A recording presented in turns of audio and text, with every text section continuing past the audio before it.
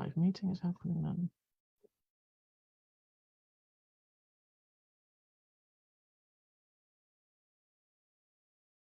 And it looks like we are live. Hello, everyone. Today, I'm talking with Jennifer. But before we go to Jennifer, I'll introduce myself. I'm Diana. I'm a life coach, and I coach a variety of people, some with special needs, some with trauma-related things, some relationships, all sorts of stuff. So that's what I do, and I'm having a great time with it. And here we have Jennifer. Would you like to introduce yourself today? Yeah, thanks, Deanna. I'm super excited to be here with you. Also a transformational coach and work with a variety of people who just want to create, clarity, confidence, and unapologetically create the life they desire. And so it's been really fun to watch their transformations over the time of coaching with them. So, yeah. That's always an amazing experience to have. Yeah. So, as we talked a little bit before going live, you have experience with people with trauma. I do a bit too. I have personal experience with it as well, as most of us do. As you know, that's part of life. Yeah. What's one thing that you find super important with coaching with people who have trauma in their background that is affecting them? Yeah, the big thing is accepting that they don't have to live in the trauma, right? So the trauma happened and we can accept that, and we don't need to keep living in the history or the past of that trauma. Yeah. And so the stories that we've created due to whatever type of trauma we've had, that to overcome it is where they're struggling the most. So just working with them to recreate some new stories, and for people to realize not everything we think needs to be believed. And that was really powerful. Recently watching one of my clients creating, she had these negative stories coming up for her. And I said, okay, let's combat one at a time. And just to watch her be like, oh, I'm like, okay, this is what's coming up for you. What can be like, how can you combat that and knock it out of the park? Like just push it to the, not just push it, but like overcome it. And she recreated that story for herself. That's amazing. Yeah. And to watch her light up, be like, oh my gosh, I get it. It was, really powerful because she's creating that. She's now going to be able to use that on a regular basis. So I think it's realizing really that the trauma we've had doesn't need to be our identity. It's just a piece of who we are. Yeah, I've had some interesting and deep conversations with clients about that. When they keep reliving it, they are basically watching a bad movie that then creates thoughts, which creates feelings, and then they're getting into a really low mood while nothing of that is happening right now. And for them to stay more in the present and realize that actually right now everything is fine, nothing is really happening. Yeah. So we've had some really interesting conversations about watching that, because at some point I asked one of them, so did you ever watch a bad movie? And they said, yeah, that one was really rubbish. Okay, would you watch it again? Hell no, was then the answer. Why do you keep talking about those things then? And then they said it was massively insightful to them that it happened then, and what happened in the past isn't happening now, but can cause depression when you keep thinking about it. And then they also thought, oh, I'm also often in the future because I'm worried about what might happen, and I get anxious about that. And I thought, because it's again not happening right now.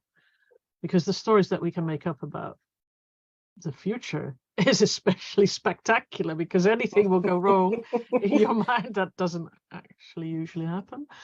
I've done those things, and also the thinking of the past, where I in the past I really identified with the things that I went through, and just realizing over time, as in, well, it's not happening right now. Can I just be peaceful about it? Can I? Because it's not so much about, for me, I don't battle my past. It happened and it is. So I try to see it as okay, that happened, that created the person I am now. Do I like myself? Yes, I do. All right. So there was a function to it. And over time, I've even been able to see the silver lining, because certain things that happened in my past created the person that I am now, which means that I can do what I do now with people. Because had I not had that, I couldn't be there for people who've experienced stuff like that. So it's been pretty cool, actually. Yeah. And I think that I resonate so much with that because of what I've been through between my things happening in my childhood, being bullied and other things, and then coming into in a relationship that was very turmoil, very abusive, and then getting out of that, and then receiving a phone call saying my daughter was in a horrific motorcycle accident, and just life but each one of them has given me strength and courage and helped me become who I am today. And again, like you, helped me be able to do what I do. And it's just so amazing to be able to, as you talked about the movie, right? We're the main character. So everybody else are just extras. We get to choose who becomes main characters with us. And on that journey, through that movie, we get to recreate what that future looks like and stop living in that negative. And that takes time, but it does. Working through that and working with somebody to do that is really powerful. And I know for myself, at one point, I actually sat down and wrote a letter to some people that I still had to forgive. And that forgiveness, they never received the letter, but that forgiveness, it was just more for myself, because I wanted to, Les Brown made a comment about this, and I remember it very vividly. He said, to forgive is to remember without the anger. And it stuck with me. And I was like, oh, really? Because I want to be able to not have that come up here and there, right? So writing those letters, just saying anything and everything, it didn't matter what it said. It was so powerful. It wasn't typing it. It was literally taking the pen to the paper and just handwriting out a note. And, being able to do that allowed some freedom and allowed a lot to come, just like the weight just coming off of me. So just finding the things and the tools that help the individual. Because everybody's different, and what may help one person may not be what is the right fit for the next person. And there's also the levels of understanding. One of the things that I've been exposed to a lot is the work of Sydney Banks. I find it utterly amazing. That doesn't mean I understood everything right away when I was exposed to it, because that's years ago in the meantime. And yesterday I was at an event in which his work was discussed and how thinking processes work and stuff like that. I got so much out of it, and then I read some books about it. I read some, listened to watch videos, listened to audios. Yet yesterday there were several times where it has this duck. Yes, I get it. So that's one thing that I've also realized with conversations with clients. When they don't get it now, that doesn't mean they won't get it later, because there's also the seeds that are planted. And when that gets nurtured over time, it will grow. And that's also a really, really beautiful thing, because that's one thing with Sydney Banks. He was Scottish, adopted, then to Canada. It was a big struggle for him, so he felt quite traumatized until he realized that it was all in his thoughts which created his feelings.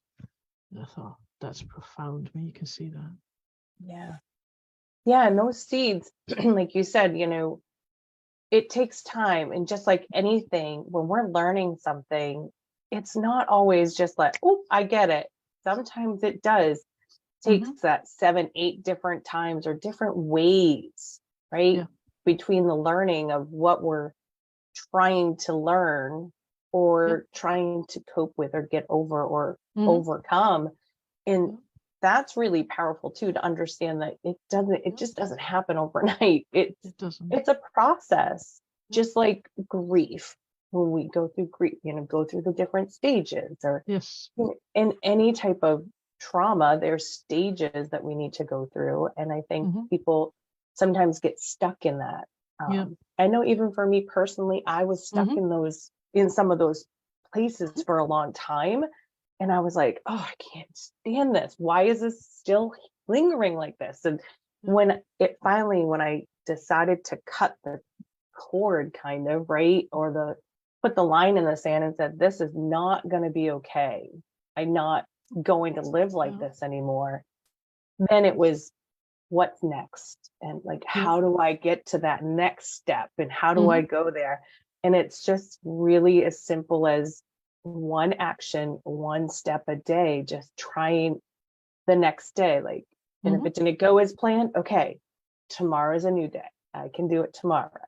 Yep. So I think that too is just really powerful for somebody to understand that it's in anything that we're doing, I put it back to when my kids are playing sports. It's like, it's new to them. I'm like, okay, well, it might be tough now, but like, just keep going, like keep practicing it. It will get better.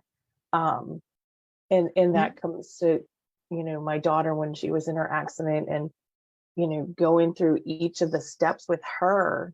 I've been through that before. So I was able to kind of like be that stronghold and hold everybody together and help her through those really challenging and tough times. And just knowing it's gonna keep getting better. Yes. And little by little, the progress is made. Yeah. What I find really interesting is that it's super different for different people. So there are people who have massive insight, which changes everything in their life, like Byron Katie had, like Eckhart Tolle had, like Sydney Banks had. That was one profound insight that got them into a peaceful place. For other people, it's a step plan. I know for me, it's really been step by step. Nothing's happened overnight. Sometimes I wish. But I do know each insight has helped me further. So I call it leveling up these days. I hang out with gamers a lot. So just talk about leveling up, and they get it quite quickly then, because it is every level that I do, every time I go through. So with Sydney Banks, and also, Eckhart Tolle, Byron Katie, all these people, I love their materials, and it kind of comes down to the same thing, that nothing really matters, because right now is all we have. And when you start looking at everything else, it will make your life harder. The only time you have something to do is right now. And what we talked about 2 minutes ago is already history, and what we're going to be talking about in 2 minutes has not even happened yet. So, and just thinking about things that kind of way makes life, for me, easier. Because it means that the rest doesn't matter. It's just about right now, and making that as good as I can is kind of cool. Yeah, it's being in the present, right? Because the present is a gift. And just when you can actually just be there, and be where you're at, and not have, you may have like certain things you want to achieve, but really being so open and just let it flow. Because when you can do that, it's a beautiful gift. I mean, it just comes naturally. You can feel things that you don't normally think that you would have felt, right? And so that's really, I always think of, being present is the gift. It is. Yeah. One of the things that I learned from a coach that I was working with a couple of years ago, he was very much into Sydney Banks's world and work. And at some point, you know, I have a grandchild who's now 4, but wasn't at that point, was like 6 months old or so, and a dog. They don't have that noise in their minds. Something happens and they say, oh, okay, bounce back and continue. So when I watched my granddaughter learn to walk, that was amazing, because if she would be thinking like most adults, oh, I fell down, I can't do it, so we'll never try again. No, she had to try quite a couple of times before she got there. You know, the whole crawling thing takes time before you get the hang of it. The walking thing, she's now does biking, and she gets really good at it. She gets really good at balancing and running. It's all worked out. She speaks, everything worked out. It's the hardest time in your life to learn things. Yet so many people give up before they get somewhere. They do. And I get it, because, you know, instant gratification is nice, but it doesn't really work that way most of the time. No, and I love that you said that, because it made me think of the imagination, the dreamer of all of us as children. My children are still very young, and just to watch their imagination sometimes, I literally could be sitting there and I just stop and pause, because it's the imagination that they're just creating. Or when I'm listening to them, oh, I had this dream, and, you know, I was like, okay. And it's as adults, or as we continue to grow up, we're kind of put like into these boxes and being told like, you need to live this way, or you need to live that way. And no, we don't. We can do and be anybody we want to be. We can have that imagination and use that creativity, use the visualization. And I never really understood that until, like, with my children, just watching them with their imaginations and just being able to, you know, create things when they're alone and just doing whatever. But also, just as I evolved over the years and have worked with other mentors and coaches in really building myself, rebuilding who I am through everything, just creating this vision that I really wanted. And as you speak it, and as you live it, and as you write about it, as you vision it, it starts to like transform in ways that you're not sure it would have before. So that's really powerful too, where it's that as children, we want them to be creative. We want them to use their imagination. And then as we get older, it's like, nope. And then it's like, no, really open that back up. Yeah. And when you can find the ways to do that, it helps being in the present even more of a gift. It does. It definitely does. It reminds me, while you were talking, of things. So Jordan Peterson at some point said something along the lines of, you're the accumulated opinions of others. He didn't literally say it that way, but that's what I picked up from it. And then I thought, that's interesting, because in the 4 Agreements by Miguel Ruiz, he talks about that kind of stuff as well. How, you know, the church, the school, friends, family members, parents, they all tell you who you are. They basically domesticate you. Does that mean that that is the person you are? Probably not, because these people had no idea who you were when they were telling you who you are or how you're supposed to live. And a lot of people get that stuck in so the church has this rule, mom has that rule, school has that rule, and then trying to live by all those rules of others can be very paradoxically, because they might not really be in any way close to each other. They may be complete opposite things in what's allowed and what's not allowed. And that really puts some stuff in your mind, as in, where am I? What's okay? And it can really get people in a difficult situation. And when you grow up with all of that, at some point you're going to be like, so who am I? And you know, just making sure that you take each day and doing the best you can, right, from the 4 Agreements, living life the best you can. And I read that book the beginning of the year, and so when you brought it up, I'm like, yes, because it does. And it you really, when I was reading that, I was like, oh, That's so true. Like Mm-hmm. we do, but then it's like, what are the pieces of all the things I've learned that suit me and that Mm-hmm. serve me? And what doesn't serve me, I don't want anymore. And I can get rid of it, right? And then I can create who I am and Mm-hmm. what I want to be and how all of those things are. But when I do that, I can actually then just step forward in the day and go, okay, I'm going to do the best I can today. Yeah. And again, it's that one step forward, right? Mm-hmm. And just taking that. So that's, that book was really powerful. Oh, it was, yeah. It's been one of the more insightful books that I've read to date. And I read it, every year again since I read it the first time, because every time I pick more up from it. Yeah. And I also do it different. One time I listen to it, another time I read it. Because that's different experience. Yeah.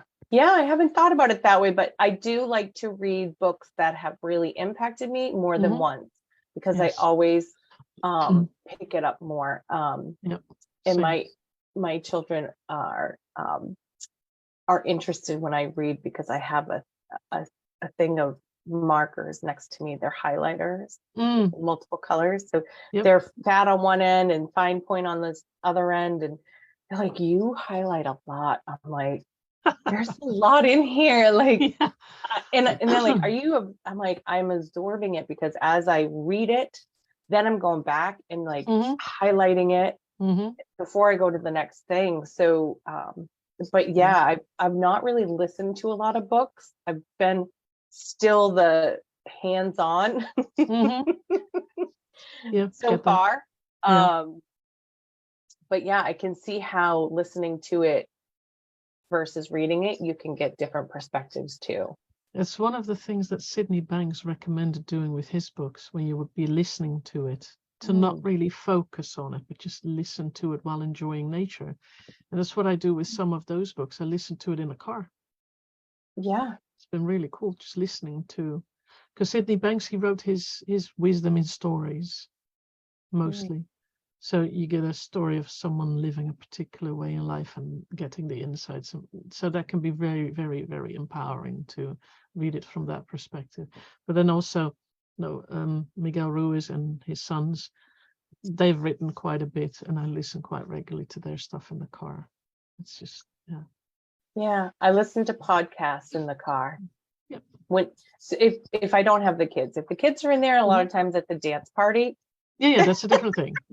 When I'm alone, and it's fun. So you can have fun in life. So we, a lot of times we'll have some dance parties in the car. But for most podcasts, I would have to have an internet connection, or for YouTube videos, which I frequently don't have while I drive. So that's why Audible really works, because I don't need an internet connection for that.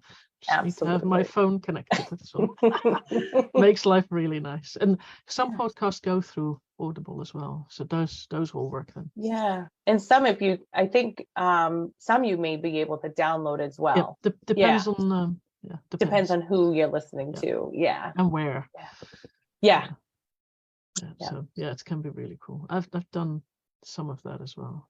It depends a bit on my mood. Sometimes it's books, sometimes it's it can be really cool.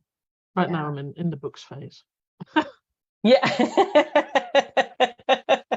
I think too, like for me, it's the mood too. Like if I get in the car, I'm like, I don't really, if I'm not going far, it's not worth putting on a podcast, because I'm like, I'm just going to be shutting it off just as quick. So why bother? When it's something like under half an hour, I frequently go for music. Because by the time you get into it, I'm stopping already. So and then you have to pick it back up. You're like, darn it. Sometimes that's a while later. Then I just, what was this about again? So it's either way kind of cool. Because I really do like. There's so much good stuff out there. When I just look at the books that I've been exposed to since I started coaching, about thinking processes alone, and how to shift that. And Sydney Banks is then about getting the awareness that makes you like, oops, I don't have to think that way. It's the same with Byron Katie. When you listen to Byron Katie or read about Byron Katie's story, she was in a psychiatric hospital, laying on the floor, finding herself unworthy of anything, when she had the enlightening moment of, wait, what am I doing here? And then thought, okay, I'm done. So she just got dressed, left, and went home, because she was sorted, and has ever since been. And Eckhart Tolle was also really, really in a really bad, depressed place. So, it's, and then they write about that and talk about that, and it's, I don't know, it's just really beautiful to listen to. Yeah, and I think, when they're able to open up and be vulnerable, share their story, and give the gift of that to others, right? How they were able to overcome it, it allows others to feel, okay, I'm not alone. Others have been here. Others have been able to get over this, or overcome whatever it is. And now it's time to be vulnerable and really just open up and be, okay, I need some guidance. I need to figure this out. I need somebody to help with this. Yeah. It's one of the reasons why I do like talking about this and do talks like this, because I know that every single coach has been through things, which means they've learned how to get to the other end. Yeah. And that makes coaching such a powerful thing, because it's people who've had experience, then got to the other end, then decided, I want others to have this as well. And then started. And that's exactly what I was just going to say to you, Deanna, because that's exactly what happened with me. Like, literally, I was in personal development and doing all these things, and I just started working on myself. And I was like, and this was years ago, and I went, I want to be able to help others who have either gone through similar things that I've gone through, or have had trauma, or even creating their own trauma, right? Of things that they're thinking and the stories that they're telling themselves. And I wanted to be able to just open that floodgate to be like, you're not alone. Because there's many of us who have been there. And there's ways of overcoming that and becoming who you want, have the confidence, and unapologetically create the life you desire, because that's what I'm all for. Like, that's what I want to be able to do. So it was interesting when you said that, because that's exactly what happened to me. It was like an epiphany. I was like, oh my gosh, like, that's what I like to help others. And so when I got that drive and that passion, it's been ongoing, and ever since then, just been wanting to help. And I think there's no end to that, because the moment you get into that and you see that others flourish with your presence, because that's what it's about. You see that you show them that it's possible, and then they want to be in your space, because they also want to go through those steps to make it possible. And the coaches that I look up to are people that have been doing this for decades and still are passionate about helping people grow. It's so beautiful to see. They can't retire because they just don't feel comfortable retiring, because there's still so many people out there, and it's so much fun to do. And they want to serve, right? They just want to serve and give back to others. And share and be vulnerable to help others to get to the other side of where they're at. Whether that's personally, professionally, whatever it looks like, right? Because really they're all entangled. They are, yeah. So I see people who really do well in business. I see people who do well in their personal life, yet they don't do well in everything, simply because they're stuck in certain head things. Then slowly but carefully, with conversations and getting these moments of epiphany and another one, slowly you see the whole thing change. Because that's one of those things. I'm not in charge of their journey. I'm just there to be with them and share resources when I have some available. And other than that, be a soundboard and things like that for them, that they can bounce things off of. However they want to do that. Or just sit with them, because that happens sometimes as well. Yeah. And I think too, you know, when I started on that journey, you know, realizing that we have what we, everything is inside of us.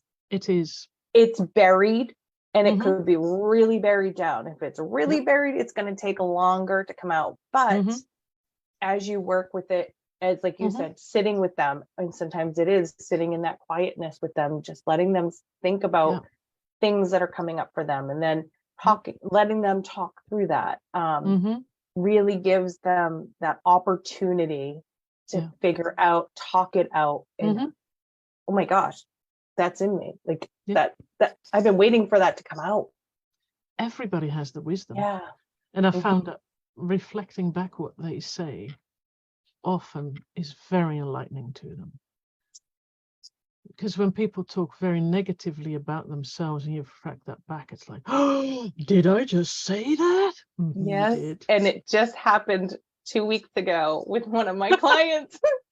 And they were like, when you just said that, I felt sorry for that person, and realizing that it was me.